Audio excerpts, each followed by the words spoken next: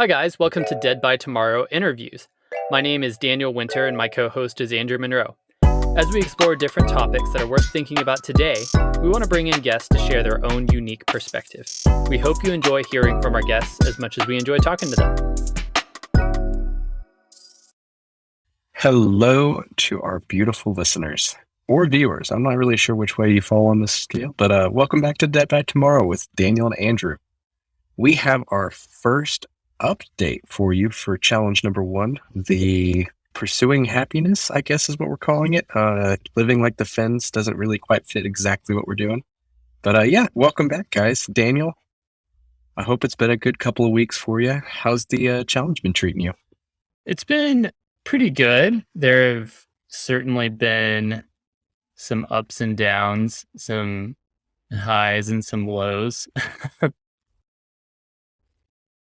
So, yeah, I mean, it's been interesting to go through each day and sort of actually consider what the happiness looked like, what the stress looked like for the day, some of the different sort of journal entries. So, yeah, I feel like there are a handful of trends that I'm starting to see. But yeah, I'll be interested to see kind of for the rest of the month if any of that holds true. So I'm curious, do you feel like as you're keeping track of things, do you feel like you're seeing any trends? Do you feel like you're, trying to fake being a little bit more happy since you have to put a number to it, or how does that look for you? That is something always in the back of my head, honestly. Anytime that I am attributing, to a number scale, part of me is always really conscious of where do you actually fall in this number scale? Are you inflating, deflating? Like, how honest can you be whenever it's just limited, whatever? Like, it really bugs me, honestly, but I don't know a better way to do it. And before I answer your question, for everybody listening, in case you just listened to the last episode, we'll give you a quick update on what Daniel and I are talking about on this. On the challenge episode, we talked about making a journal. And so we ended up making the journal actually after the episode. So that was why we had less information about it going forward. But it's kind of cool. You can find Daniel and I in there with kind of a little bit of a separate journal each. I'm doing the 30 minutes outdoors, the cold shower bath, read or listen to a book. We're both doing the gratitude journal. And then we also have the, did you smile or laugh a lot today? Did you learn something interesting today? If so, what was it? And then on a scale of 1 to 13, because, I thought 1 to 10 was silly, how happy are you? And then a scale of 1 to 13, how stressful is today? And then I did some goofy math, which I should not be trusted to do, to create a happiness index on mine. I'm pretty proud of the chart, honestly. Daniel's challenge, he's doing the 30 minutes outdoor as well, scripture prayer, where he is, trying to work on his, what we should call it, Bible study for the simplicity of that. It's obviously a little deeper than that. Did you smile or laugh? And then I looked up this word, and I'm pretty sure we pronounced it wrong last time, but what I found was it's called hygge, the hygge practice. I could be totally mispronouncing it, but that's what some books said. So Daniel's working on his hygge practice. He also has a gratitude journal on there as well, and the same happiness and stress index with the, did you learn something interesting? And then one of the things I think is really cool he's doing is he actually has Hillary commentary on how he felt. Now, Daniel has his own chart separate from mine that is showing a trend for how happy he was versus how stressful he was. And interestingly enough, today was the first day those lines kissed. So I might get into that. So anyways, to answer your question, I haven't noticed necessarily a trend one way or another. What I have noticed is there's 2 different things that have really popped up for me while we were doing this. First, the gratitude journal really is helpful. I was already doing a gratitude journal, but when I'm doing it and then rating my happiness, almost every time I feel better about my day after I do the gratitude journal. So I've tried to actually kind of scale my numbers back to how I felt before the gratitude journal. But the gratitude journal is definitely by itself inflating how I felt about the day whenever I do it. So that's really interesting because I've done gratitude journals a lot in the past, and I'd never really correlated how I felt after doing it. It was just something kind of I did, but having that number right afterwards really kind of drives home what I was feeling. So that's been interesting. And then what's also been kind of fun is looking at Daniel's challenge or your challenge. And for whatever reason, like seeing stuff that you're doing and seeing your gratitude and kind of your scales and the different stuff that's going on in your world also really kind of warms my heart and makes my day better. So that's been something I totally didn't expect was being, I guess, more personally involved in your day-to-day life. It kind of brings me, like, I get to steal some of the joy that you're having, it seems like. Yeah, I definitely have enjoyed being able to see the gratitude journal on your side, and yeah, some of the things that you're learning. So it's one of those things that I don't know. I don't know that it comes up as much in conversation, and maybe that's something that we should try to be better about. But I don't feel like I too often tell you, "Hey, this is something that I'm grateful for today." May- Maybe it comes up a little bit if it's something really good, and somebody asks, "How's your day?" And I don't know, you just hit a PR in the gym, or you just won a bunch of money, or your kid took their first steps Yeah. or something. Like those are things that it's like, well, yeah, there's this big crazy thing that happened, but the little things you probably don't necessarily share as much. Um, so I agree that that's been pretty cool to see. And yeah, one thing you mentioned was trying to, or I guess a chart that I made was looking at the stress compared to happiness. And honestly, what I think that chart showed me is that um, there's not a great correlation between the two of them. And I think part of that is stress is too broad of a term in reality. So I'll give a couple examples of things that stood out to me, things that I feel like I maybe already knew about myself a little bit, but I can see my own self-reported data that kind of backs it up.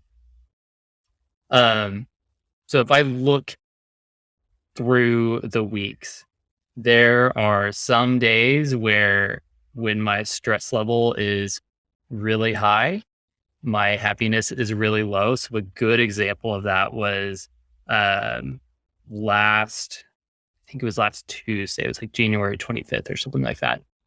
I had a very stressful work situation where I inadvertently sent a message to the exact wrong person that I wanted to receive that message. It was a very potentially embarrassing, kind of stressful, no bueno situation.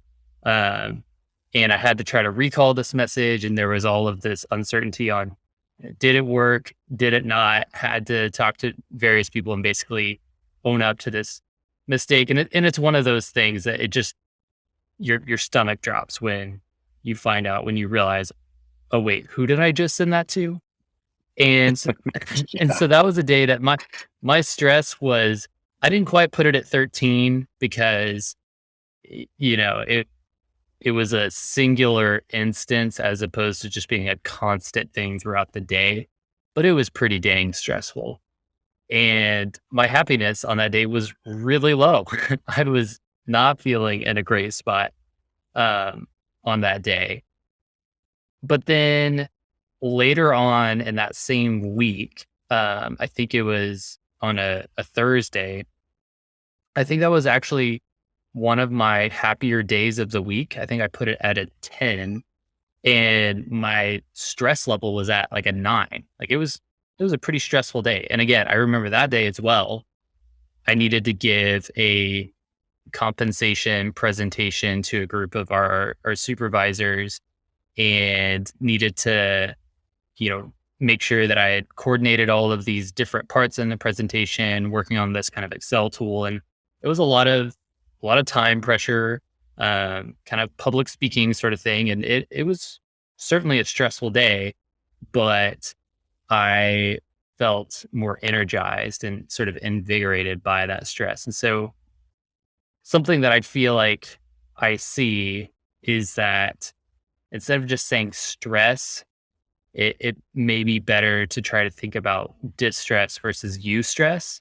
So distress is typically what we think of as that negative, that stressful sort of situation that I think it releases cortisol, and it's not a good thing. It's essentially us kind of worrying over a situation that we don't have a lot of action that we can be taking. There's not a lot that we can be doing. So that email example, I had already done the email recall. There was nothing I could further do to help or hurt the situation, but I just felt this pressure, this stress.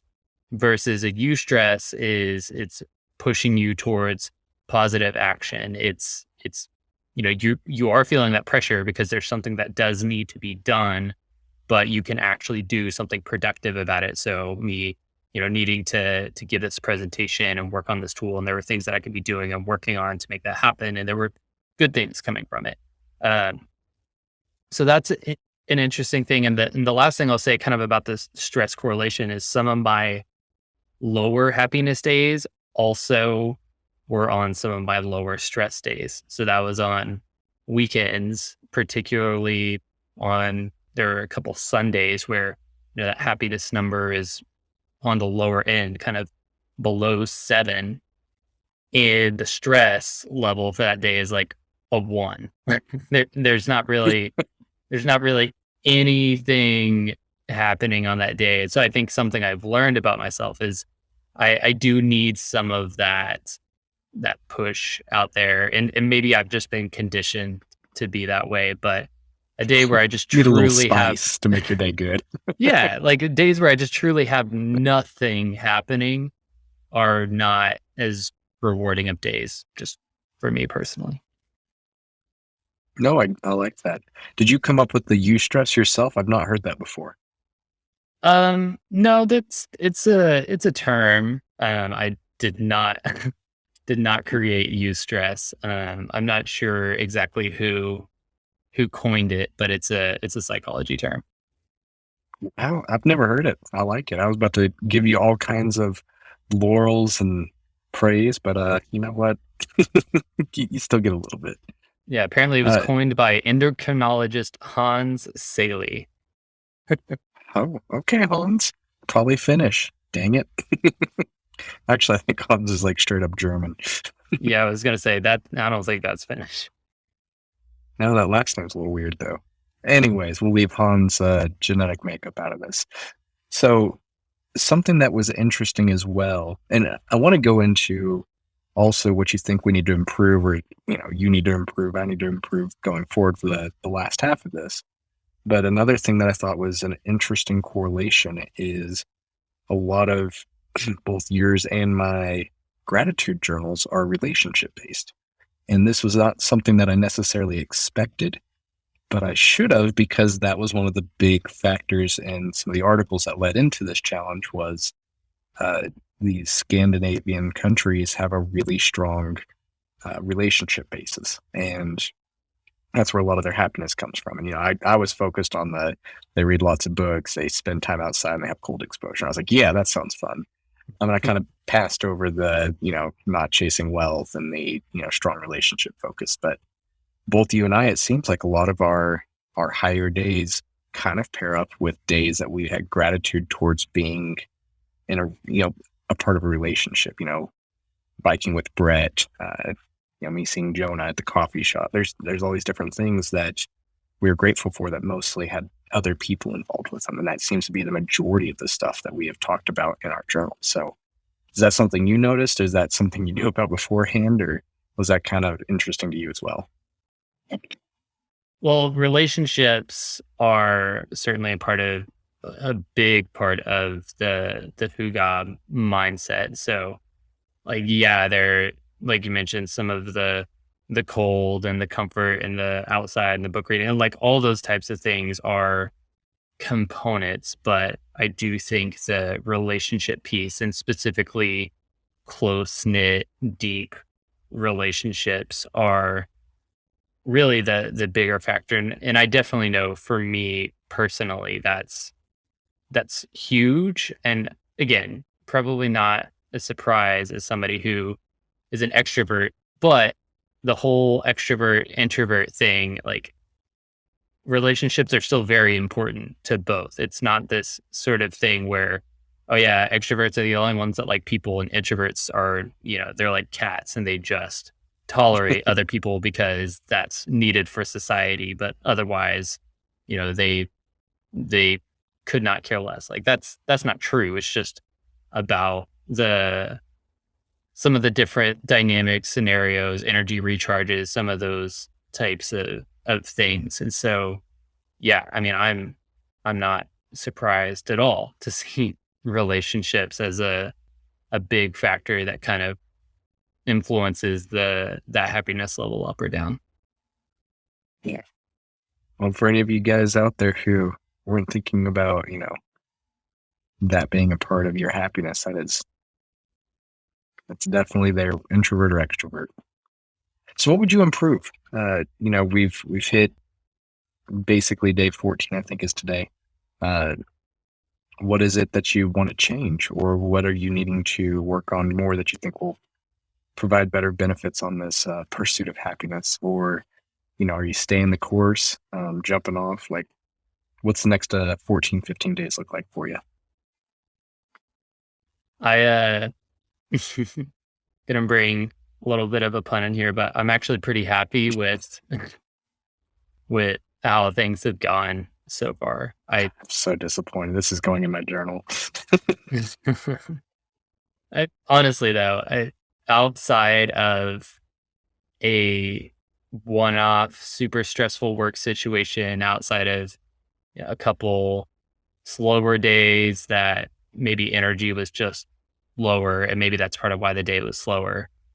I've been pretty satisfied with what I've seen. And um, again, I don't know I don't know if we can trust all the math that goes into the happiness index that you've made. We'll, we'll give you benefit of the doubt. But when I look at that, the main thing that I see is there is kind of this up and down pattern. At least on mine, where there's kind of a peak, and then right at that peak it seems like there's a bit of a dip, and it's just kind of this constant fluctuation between what I would say is really happy days and what I would say is less happy days. And that to me is sort of where I want to be and expect to be, because if I'm saying like, yeah, it's a 13 every day, like I'm super happy all the time, I don't know. I question You that, taking and I something. yeah, yeah, yeah. It, and there may be periods of time where it's like you're on a vacation and it's this awesome vacation, and it may be several straight days of just you're super pumped, super happy, but there's always that down that comes afterwards.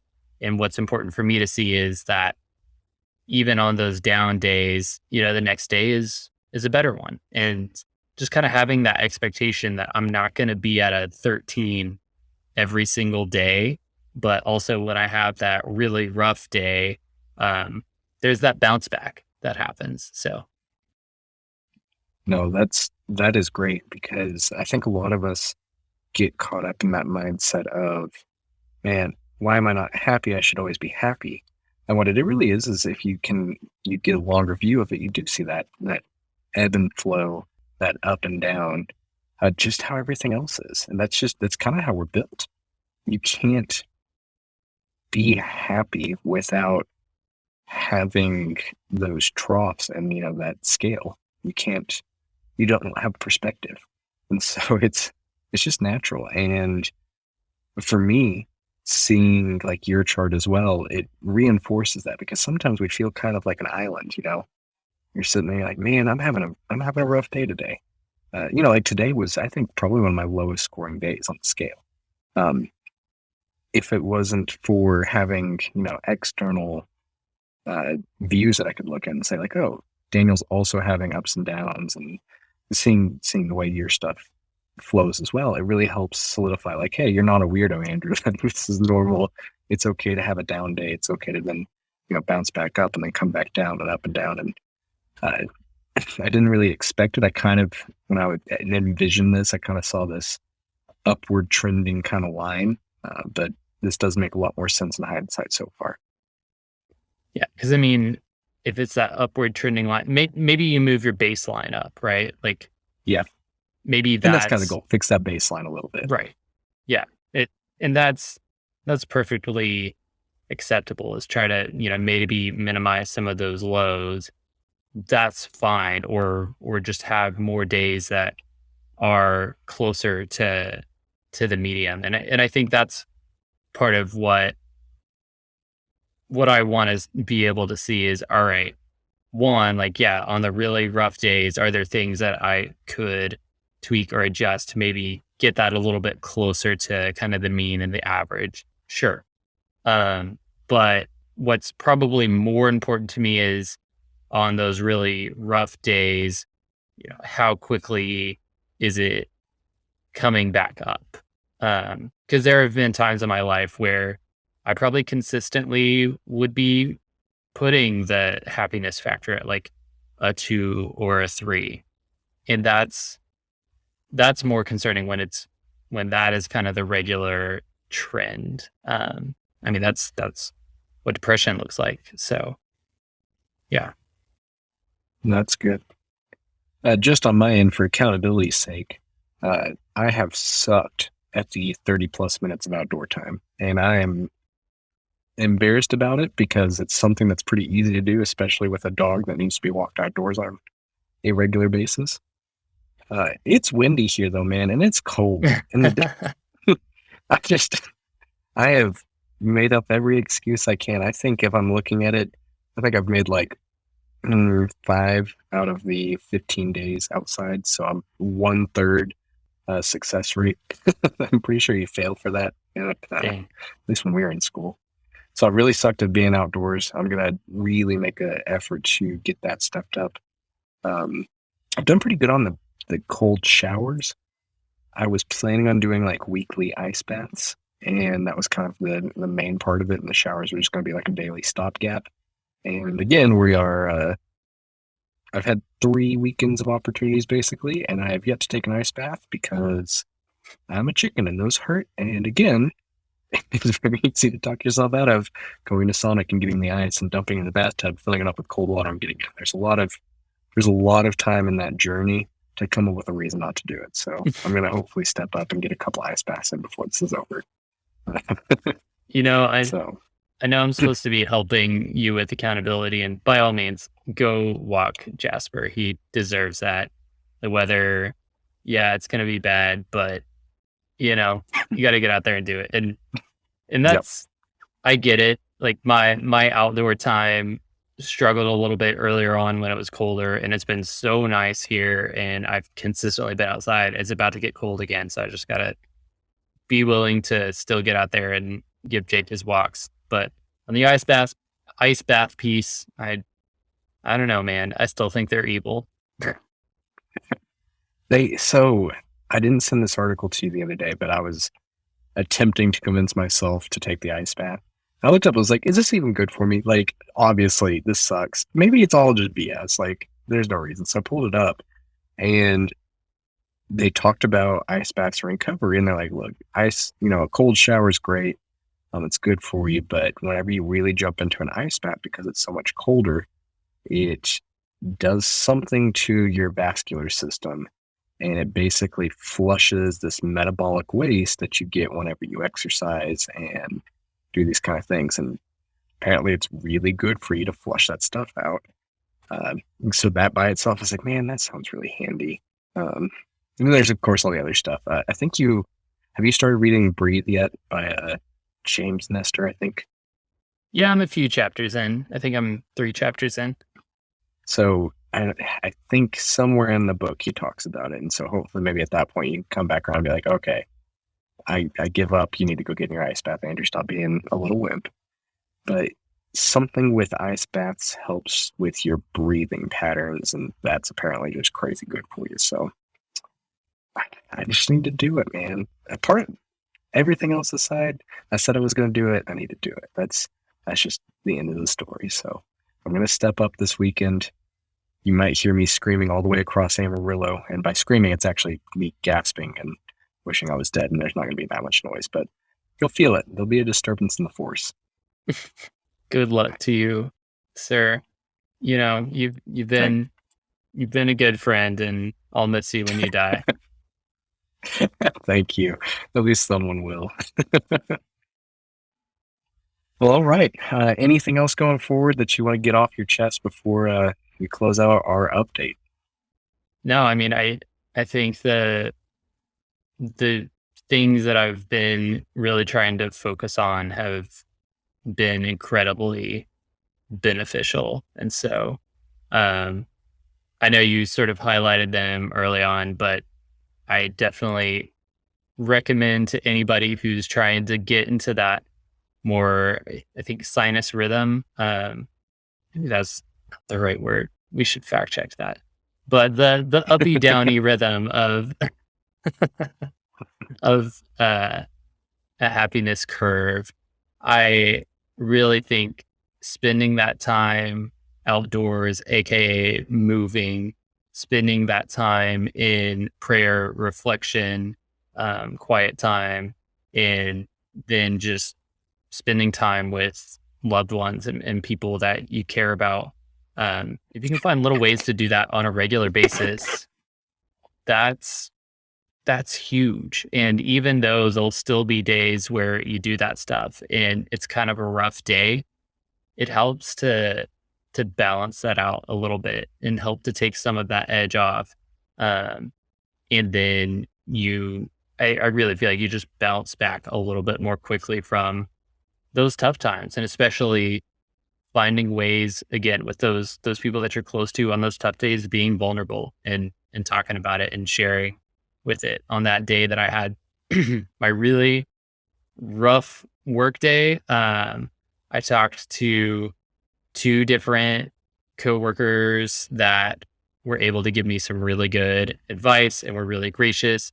Obviously talked to Hillary about it and talked to Beth about it, and just, was able to air sort of those feelings out, and then things ended up working out. And I got to tell a funny story to my team at happy hour a couple days later, and was already able to kind of move past it and laugh about what could have otherwise been a really just shameful type of situation. Hey, that's awesome, man. And it's good you came out together and do it okay. It could have gone poorly. Well, I agree with everything you said. I hope you guys listening kind of take this to heart and give some of this a try, because I really have been enjoying this challenge. So it's a good start to the year, despite January being a rough month. So I'm happy to be trying. I'm trying to keep up with the puns. I just hate them. So, but yeah, I guess we will check with you guys in about 2 more weeks, and we'll have a update for how this challenge ends, and we will have the next month's challenge lined up for you, and hopefully it goes well in both directions. And until then, we look forward to connecting with you guys soon.